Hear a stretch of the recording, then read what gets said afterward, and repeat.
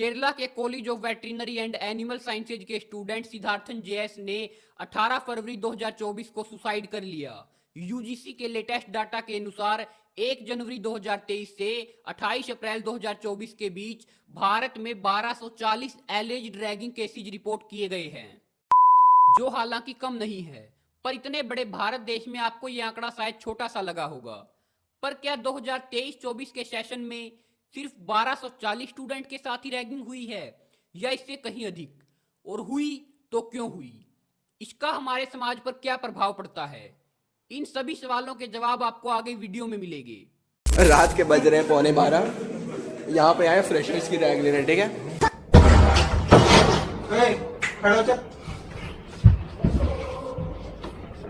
Service करना नहीं आता भैया रिश्तेदारी निकालना है। सर बोल सर। नमस्कार साथियों, स्वागत है आपका हमारे YouTube चैनल पर। आज हम एक ऐसे गंभीर और संवेदनशील मुद्दे पर बातचीत करेंगे जिसे बेसिकली स्कूल और कॉलेज लाइफ का एक महत्वपूर्ण हिस्सा माना जाता है और जिसके बारे में अक्सर कम ही बातचीत की जाती है। Ragging ragging ragging. सबसे पहले बात करते हैं कि रैगिंग है क्या। रैगिंग एक तरह का हरासमेंट है, टॉर्चर है, जो सीनियर्स नए स्टूडेंट के साथ करते हैं। यह शारीरिक, मानसिक और भावनात्मक उत्पीड़न भी हो सकता है। आप में से कई लोग तो इसे एक मस्ती और नए स्टूडेंट का वेलकम करने के तरीके के रूप में देखते होंगे।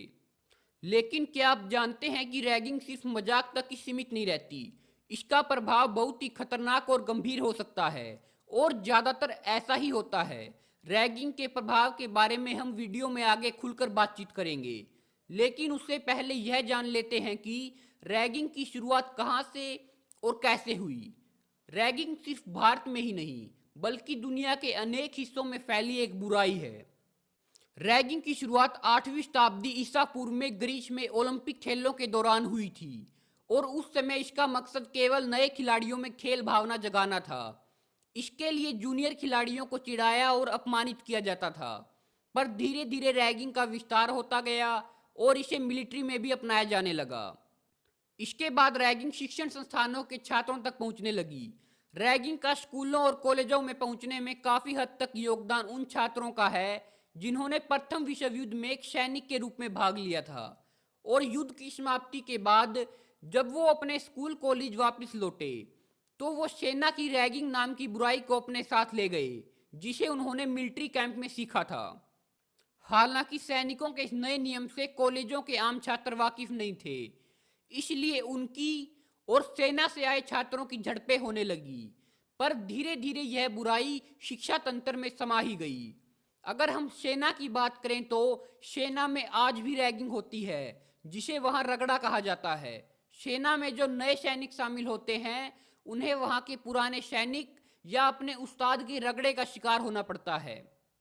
इस प्रक्रिया में नए सैनिकों पर अनेक नियम पाबंद थोप दिए जाते हैं जो किसी रूल बुक में तो नहीं लिखे होते, पर ये नियम नए सैनिकों को अनुशासन सिखाने के नाम पर उन पर थोपे जाते हैं, पर वास्तविकता में ये अनुशासन सिखाने से कहीं अधिक होते हैं।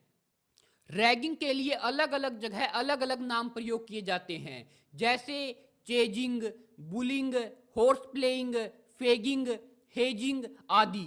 ये नाम सुनने में भले ही अलग हैं, पर इनका मतलब एक ही है, टॉर्चर टॉर्चर टॉर्चर। 20वीं सदी तक आते आते पश्चिमी देशों में रैगिंग से जुड़ी हिंसक घटनाएं काफी तादाद में होने लगी। भारत में भी रैगिंग का चलन आजादी से पहले अंग्रेजी माध्यम की शिक्षा के साथ शुरू हुआ था, पर यहाँ रैगिंग का ढंग अलग था। सीनियर और जूनियर छात्रों के बीच दोस्ती बढ़ाने के लिए हल्की फुल्की रैगिंग होती थी, शालीनता से परिचय किया जाता था। लेकिन 1990 के दशक में तो भारत में भी रैगिंग ने खतरनाक रूप धारण कर लिया था। 1990 के दशक में भारत में तमिलनाडु सबसे ज्यादा रैगिंग का शिकार हुआ था, इसलिए 1997 में तमिलनाडु में रैगिंग के विरुद्ध भारत का पहला नियम बनाया गया। इसके बाद 2001 में सुप्रीम कोर्ट ने रैगिंग को पूरे भारत में प्रतिबंध कर दिया था। फिर धीरे धीरे और भी सभी राज्यों में रैगिंग के विरुद्ध कानून बन गए।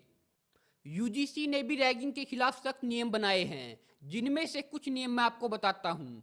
रैगिंग के दोषियों को जेल हो सकती है, फाइन भरना पड़ सकता है या कॉलेज से निष्कासित भी किया जा सकता है। और जिनके खिलाफ रैगिंग के केस साबित होते हैं उनके चरित्र पर, उनके करियर पर स्थायी दाग लग जाता है। आगे चलकर नौकरियों में भी दिक्कत आ सकती है। पर क्या ऐसा करने से भारत में रैगिंग खत्म हो गई? ऐसा बिल्कुल नहीं हुआ, क्योंकि भारत में आज भी कॉलेजों में रैगिंग का एक खतरनाक रूप देखने को मिलता है। रैगिंग के कारण पहली रिपोर्टेड डेथ 1873 में न्यूयॉर्क की कॉर्नेल यूनिवर्सिटी की इमारत से गिरकर एक जूनियर छात्र की मौत थी और इसके बाद यह सिलसिला चलता ही रहा। यूजीसी की एक रिपोर्ट के अनुसार भारत में रैगिंग के कारण पिछले 5.5 सालों में 25 छात्रों ने आत्महत्या की है।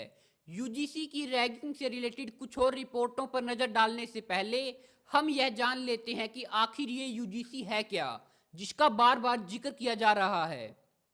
यूजीसी यानी यूनिवर्सिटीज ग्रांट कमीशन भारत सरकार का एक वैधानिक निकाय है। इसकी स्थापना भारत में विश्वविद्यालय शिक्षा के मानकों को निर्धारित करने और उनका समन्वय करने के लिए की गई थी। यूजीसी भारत के सभी विश्वविद्यालय और कॉलेजों को मान्यता देता है और उनके लिए नियम कानून निर्धारित करता है।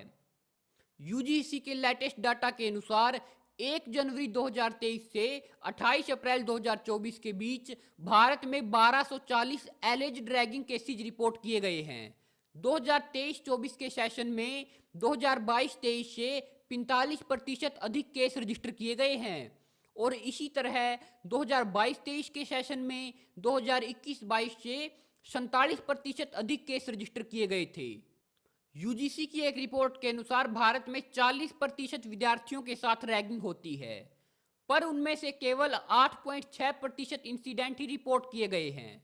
ग्लोबल लेवल पर रैगिंग सबसे ज्यादा श्रीलंका में होती है और भारत में राष्ट्रीय स्तर पर सबसे ज्यादा रैगिंग उत्तर प्रदेश में होती है। रैगिंग के अलग अलग रूप होते हैं, जैसे किसी का मजाक उड़ाना, उसको बेइज्जत करना, उसकी इच्छा के विरुद्ध उसे कुछ करवाना या कभी कभी शारीरिक हिंसा, फिजिकल टॉर्चर भी। चलिए इसे एक काल्पनिक कहानी के माध्यम से समझते हैं।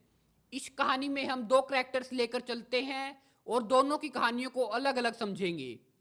पहले कैरेक्टर के रूप में हम एक रितिका नाम की लड़की को रखते हैं, जो एक होशियार और आत्मविश्वासी लड़की थी, जिसने बड़े बड़े सपनों के साथ एक नामी मेडिकल कॉलेज में एडमिशन लिया था।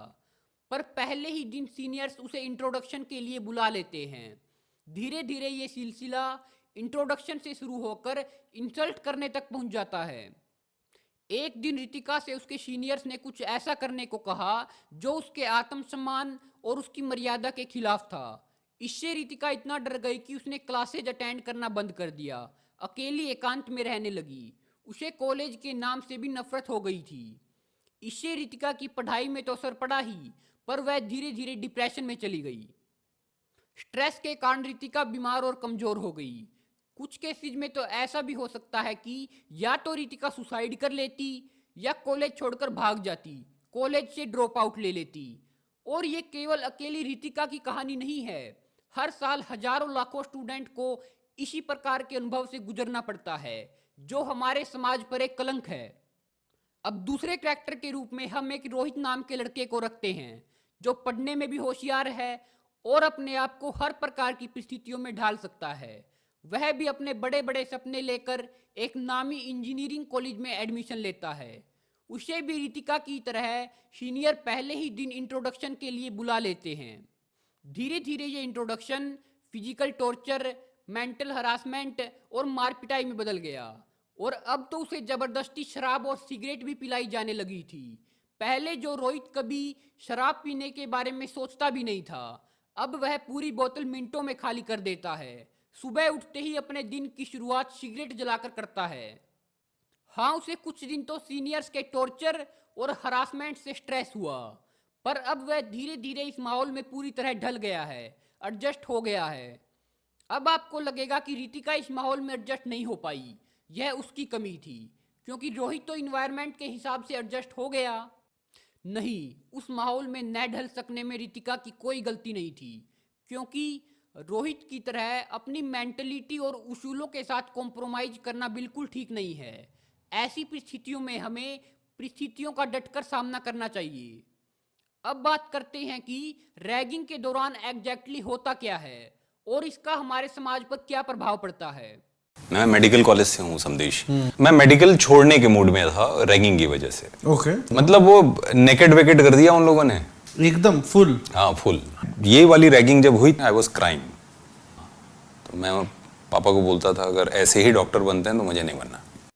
रैगिंग आमतौर पर सभी कॉलेज विश्वविद्यालयों में पाई जाती है, पर यह मेडिकल और इंजीनियरिंग कॉलेज में ज़्यादा खतरनाक रूप में पाई जाती है। रैगिंग कल्चर में पहले सीनियर्स जूनियर्स को एक हेल्थी इंटरेक्शन के नाम पर इंट्रोडक्शन के लिए बुलाते हैं। सीनियर्स अपने जूनियर्स को मजबूर करते हैं कि वो उन्हें मतलब अपने सीनियर्स को सर, मैम या डॉक्टर कहकर पुकारें। फिर सीनियर्स जूनियर्स को एक रटा रटाया इंट्रोडक्शन फॉर्मेट बताते हैं और जूनियर्स को हर हालत में उसी फॉर्मेट में हार्ड इंट्रोडक्शन देना होता है। फिर धीरे धीरे जूनियर्स का फिजिकल टॉर्चर भी शुरू हो जाता है। उन्हें पूरी पूरी रात सोने नहीं दिया जाता, पूरे दिन धूप में खड़ा रखा जाता है। जूनियर्स को यहाँ तक कि लाठी, डंडे और जूते चप्पल से पीटा जाता है। कभी कभी तो उन्हें कपड़े उतरवा कर भी पीटा जाता है।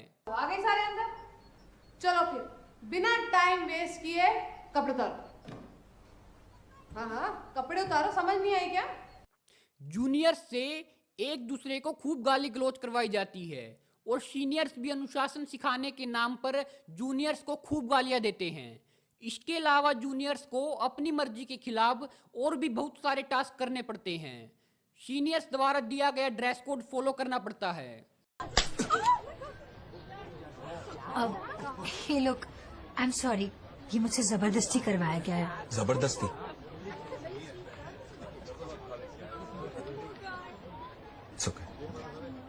जूनियर्स को जबरदस्ती सीनियर्स को विश करना पड़ता है। सीनियर्स की असाइनमेंट और प्रैक्टिकल फाइल बनानी पड़ती है।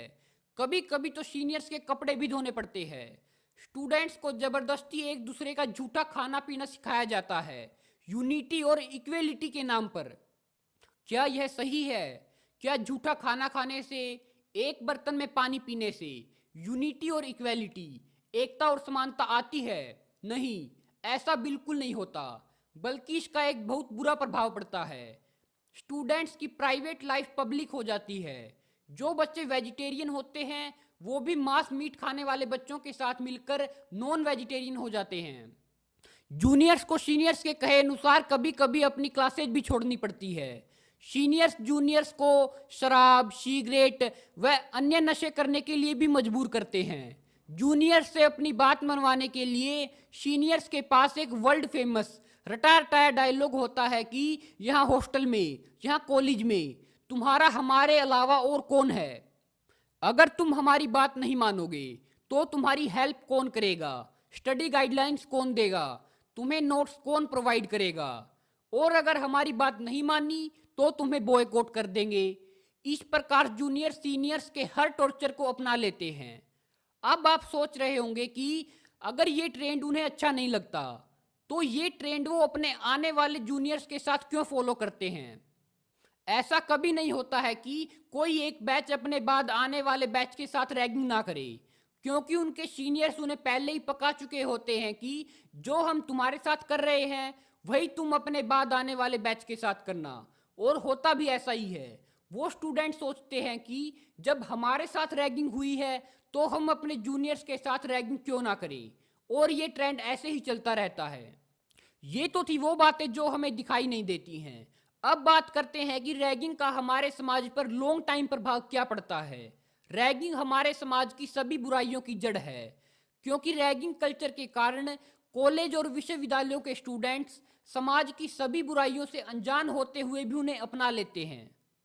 जो स्टूडेंट पहले सीधे साधे थे और शरीफियत से जीवन जीते थे, रैगिंग के दौरान उनके सीनियर्स उन्हें समाज की हर प्रकार की बुराइयों में ढाल देते हैं जो उन्होंने अपने सीनियर से सीखी होती हैं। रैगिंग के दौरान अनेक स्टूडेंट्स शराब, सिगरेट व अन्य बड़े नशीले पदार्थों का सेवन करना शुरू कर देते हैं, जो आगे चलकर उनकी आदत बन जाती है और वही फिर वो अपने जूनियर्स को सिखाते हैं। जैसे गुंडागर्दी करना, दहशत फैलाना, लूटपाट करना और भी बहुत सारी बुराइयां होती हैं जिनके बारे में आप जानते ही हैं, तो मैं उनका नाम नहीं लेना चाहूँगा। समाज का मुख्य स्तंभ युवा और विद्यार्थी ही तो होते हैं, और इस रैगिंग कल्चर के कारण युवा और विद्यार्थी ही अपने रास्ते से भटककर आपराधिक और असामाजिक गतिविधियों में शामिल हो रहे हैं। तो यह रैगिंग कल्चर हमारे समाज का सबसे बड़ा धब्बा है। सभी कॉलेज विश्वविद्यालयों द्वारा रैगिंग के खिलाफ अनेक नियम बनाए जाते हैं। सभी कॉलेज विश्वविद्यालय बच्चों को प्रोत्साहित करते हैं कि वो रैगिंग का विरोध करें, डरे नहीं, कंप्लेन करें। पर उन्हें सब पता होता है कि कैंपस में क्या हो रहा है, रैगिंग हो रही है या नहीं हो रही। वो कॉलेज प्रशासन रैगिंग की गतिविधियों से वाकिफ होते हुए भी कोई कार्यवाही क्यों नहीं करते, बल्कि गुप्त रूप से वो बिना सामने आए रैगिंग को बढ़ावा देते हैं, क्योंकि वो खुद रैगिंग के समर्थक हैं और उनकी सोच है कि रैगिंग के बिना स्टूडेंट अनुशासित ही नहीं हो सकते। और जो स्टूडेंट्स रैगिंग करते हैं वो भी यही सोचते हैं कि रैगिंग करके वो कहीं ना कहीं अपने जूनियर्स का भला कर रहे हैं, उन्हें समाज में जीना सिखा रहे हैं। पर यह सोच बिल्कुल गलत है। रैगिंग जैसी बुराई से किसी की भलाई नहीं होती और जो लोग रैगिंग को एक पॉजिटिव वे में लेकर चलते हैं या तो वो ब्रेन वॉश्ड हैं या वो हमारे समाज की बुराइयों को बढ़ावा देना चाहते हैं। यदि हमें समाज की कमियों को दूर करना है तो सबसे पहले हमें इस रैगिंग नाम की बुराई को दूर करना होगा। समाज की सोच को सुधारकर हमें यह समझाना होगा कि रैगिंग एक बहुत बड़ी बुराई है, हमें इसे दूर करना होगा, तभी हमारा समाज तरक्की कर पाएगा। क्योंकि रैगिंग के कारण स्टूडेंट्स ऐसी बुराइयों में लिप्त हो जाते हैं जिसमें फंसकर वो सोसाइटी से तो दूर हो ही जाते हैं, बल्कि उनकी सोच बस खुद तक ही सीमित हो जाती है। हम इस वीडियो के माध्यम से समाज की बुराइयों को आपके सामने लाना चाहते हैं, रैगिंग कल्चर का पर्दाफाश करना चाहते हैं। अगर आपको मेरी बातों में थोड़ी भी सच्चाई और वास्तविकता नजर आई हो तो इस वीडियो को ज़्यादा से ज़्यादा लोगों के साथ शेयर करें, ताकि ज़्यादा से ज़्यादा लोग इस वीडियो को देखकर रैगिंग कल्चर की डार्क रियलिटी के बारे में जानकारी प्राप्त कर सकें। हमारे चैनल से आगे भी जुड़े रहने के लिए हमारे चैनल को जरूर सब्सक्राइब करें, वीडियो को लाइक करें, कमेंट करें, ताकि हमें आगे भी ऐसी ही सोशल अवेयरनिंग वीडियो बनाने के लिए प्रोत्साहन मिल सके। जय हिंद, जय भारत।